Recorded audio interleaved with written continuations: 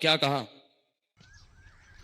یا قومی لا یجرمنکم شقاقی ان یصیبکم مثل ما اصاب قوم نوح او قوم ہود او قوم صالح. اے میری قوم، تو اچھا اس قوم کو بھی واقعات معلوم تھے، اس آیت سے پتہ چلتا ہے.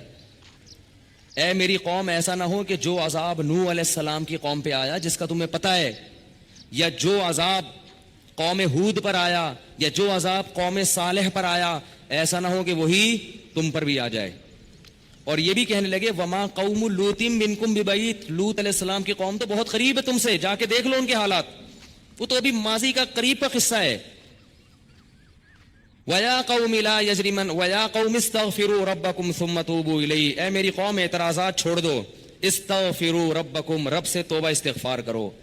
دیکھو وہ لوگ استغفار کا مطلب سمجھتے تھے، ہم لوگ استغفار کا مطلب نہیں سمجھتے. جب شعیب علیہ السلام نے کہا استغفار کرو تو ایسا تو ان کے لیے تو بڑا آسان تھا، ایک تسبیح استغفار کی صبح پڑھ لیتے، ایک تسبیح شام کو پڑھ لیتے. کہتے اتنی سی بات ہے تو ہمیں تو نماز پہ ویسی کوئی اعتراض نہیں، تو استغفار کی ایک تسبیح پہ کیا اعتراض ہوگا. وہ سمجھتے تھے کہ استغفار کا مطلب ہے گناہ سے توبہ، جو ڈنڈی مار رہے ہیں یہ چھوڑیں اور پھر اللہ سے توبہ کریں. یہ والی توبہ آج کل مارکیٹ سے کیا چل رہی ہے، بہت سی چیزیں مارکیٹ میں شارٹ ہو گئی ہیں. بھائی لوگ چینی کو روتے ہیں، یہ شارٹ ہو گئی، وہ شارٹ ہو گئی، وہ بھائی بہت ساری چیزیں شارٹ ہوئی ہوئی ہیں. تو یہ والی توبہ آج کل مارکیٹ سے کیا چل رہی ہے، شارٹ چل رہی ہے. استغفار استغفر اللہ، ڈرامہ دیکھ کے بھی استغفار ہو رہا ہے، ہائے ہائے کیسا ہو گیا، کیسی ہیروئن ہے، توبہ توبہ، ٹھیک ہے نا کیسا ہیرو ہے، ہائے اتنا گندا گانا، توبہ توبہ استغفر اللہ. تو یہ استغفار چل رہا ہے آج کل. تو استغفار کا مطلب وہ لوگ، بولو بھائی سمجھتے. وہ کچھ لوگ بیٹھے ہوئے تھے نا، ایک بس میں جا رہے تھے، سب ایک بس میں جا رہے تھے، ذرا دیندار تھے وہ، تو سب نے تہیہ کیا بھائی اگر کوئی لڑکی خاتون واتون نظر آ گئے نا تو استغفار پڑھنا بھائی، ٹھیک ہے نا، کیا کرنا ہے تاکہ نظریں نیچی کر لیں، توبہ استغفار. تو جیسے ہی ایک نے پڑھا نا استغفار استغفر اللہ، تو سب نے کہا کہاں ہے کہاں ہے کہاں ہے سب نے کیا کہا، وہ لاشعوری طور پر نکل گیا نا کہ چلو استغفار کرنے کے لیے ذرا دیکھ تو لیں، بولے بتا یار کہاں ہے کہاں. تو وہ لاشعوری طور پر ہوتا ہے بعض دفعہ. تو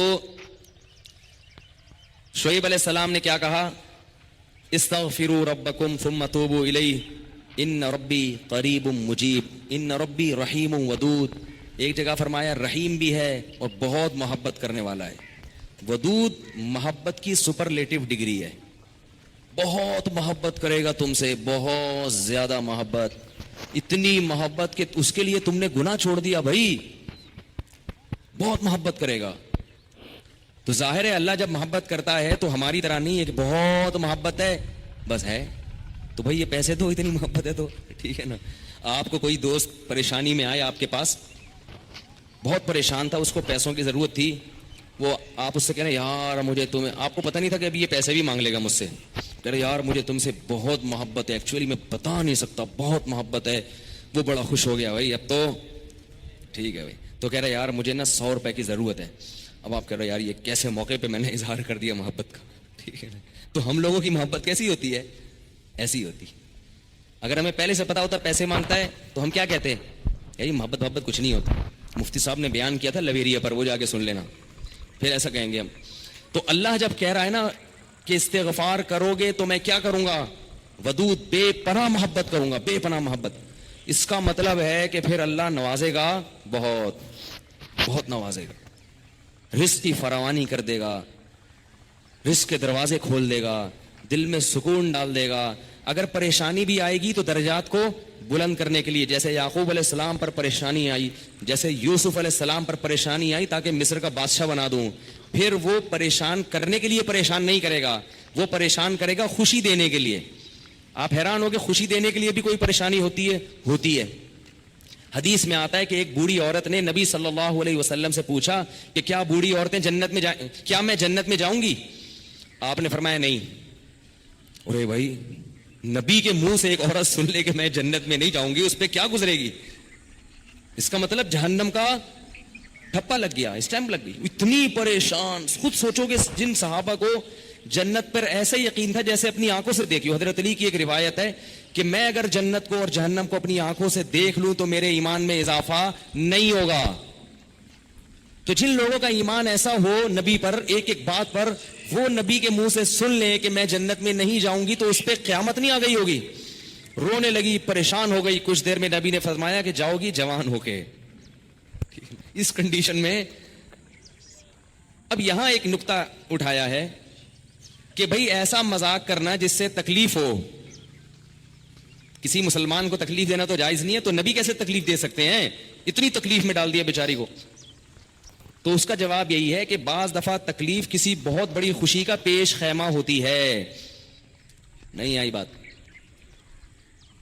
اگر پہلے تکلیف میں نہ ڈالا جاتا تو بعد میں جو اس کو راحت ہوئی ہے نا, وہ راحت نہ ہوتی, وہ خوشی نہ ہوتی. اس خوشی تک پہنچانے کے لیے پہلے تھوڑا سا تنگ کرنا ضروری ہے, ورنہ وہ خوشی نہ ہوتی.